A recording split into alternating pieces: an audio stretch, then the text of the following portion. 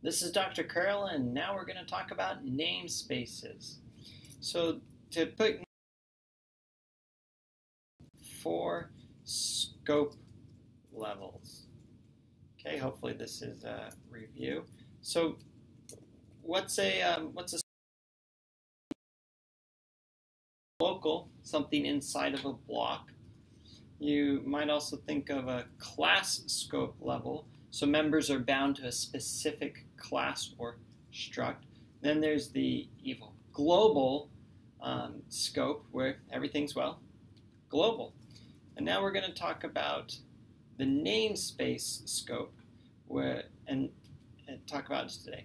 So it's a way that you can organize code into logical units, a lot like an organization divvies up itself into different departments or branches. The larger the project, the more important namespaces are needed. So let's talk syntax. So the syntax, we have the namespace keyword, and then we're going to have we choose our identifier.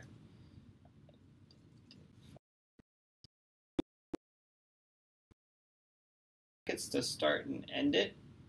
And then here we'll put something like constants, maybe even variables, or even methods. And then to use the namespace, to use it, we would do something like namespace identifier scope resolution operator, and then, for example, a member name or the constant, or something along those lines. But let's look at an example. Here we have some code. We have a namespace, and I've chosen the name sloppy. We have a constant pi, 3.1. And here we have another namespace, precise, and it went a little overkill. Actually, it's a little bit more than actually the double can handle, but it's all good. So here we have the main. What do we do in main? We're calling sloppy pi. So this is this namespace. Notice it highlighted for us. And then we are using the pi variable from this namespace. And we have precise here so that we're saying, hey, I want that pi one. And that's all we're really doing. So let's see what happens. Let's build it. It's a little bit small, but you notice the 3.1 prints out from sloppy, and then precise by default only prints out 5 digits of precision. We get 3.14159, and it truncates the rest. But here, that's just a simple example to illustrate that point. Notice that we didn't have to, it didn't require an instantiation. For example, if we were going to have a class, we would have needed to instantiate an object and then use that object for it. Here we can just say, hey, this is the namespace, so that we can use 2 different variables, both, well, constants, named pi here. So when to use it? You know you need to use it if you're having the same name, but you need them in different namespaces. Let's go to a different project. Hello World, classic Hello World.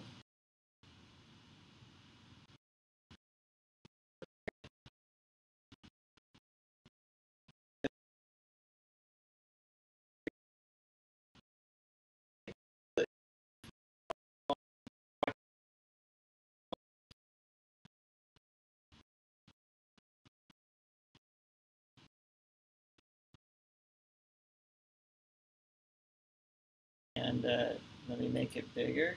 Okay, here we have a wonderfully short program. We include I/O streams, and then we just call main. We say, hey, we want to print out hello world. Now let's build it, and it's building. Oh shoot, error. Cout undeclared identifier. Oh, it's undefined. What's going on? We have not defined it here. And so we need to define it. Now we have two options. We could say, hey, it's actually, by the way, it's in the standard namespace. Let me spell it out and give the standard namespace identifier and then the scope resolution operator. And you'll notice here Visual Studio is helping us out. Oh, hey, well, you said standard namespace. Let me just tell you what's in the standard namespace. Look at this list. We hit A, B's. This is a long, long list of things that are in the standard namespace. Now you can see why you would want to avoid colliding with these names. You probably don't have all of them memorized. If you do, that's a little weird. So now, oh, red squiggles went away. Okay, it says standard namespace OStream object, and we get that from the IOStream. And then it's standard cout. Okay, great. It's a special variable that's in that namespace. Oh, we're good. Oh, shoot. What's going on with endl? Well, it turns out endl is also in the standard namespace. So now, build it. Build it. They will come. It's working. Woohoo! It succeeded. Just to prove it, let's start with debugging and now some of you will be thinking, oh, Dr. Carroll, but I like just to do namespace, using namespace, using the keyword, namespace is a keyword, and then we specify it and we put a semicolon at the end. So what does that do? It says, hey, I'm going to introduce that into a global scope so that I don't have to name everything standard. So now we can get rid of these because they are specified for us. Just to prove it, because in case you didn't know that Hello World's going to work. Yay, it built, started, it runs. Woohoo! Okay, it works. Right.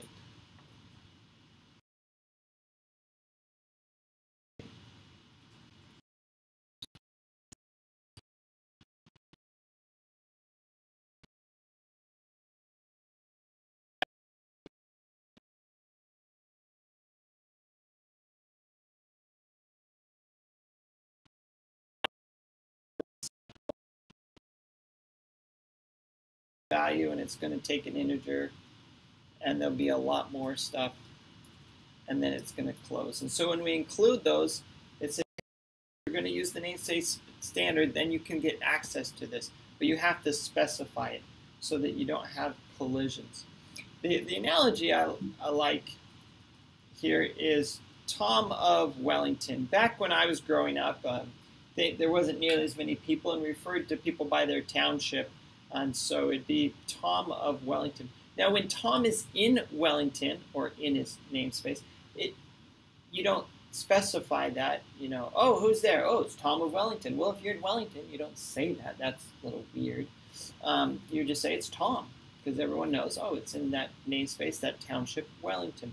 But when Tom travels outside of Wellington, then he's going to need to specify, well, Tom, well, which Tom? I know lots of Toms. There's the local Tom, or, oh, hey, you're the Wellington Tom? Okay. And when outside of the namespace, it needs to use the full resolution. So you could think of Wellington as being a namespace identifier here. You should be careful with using namespace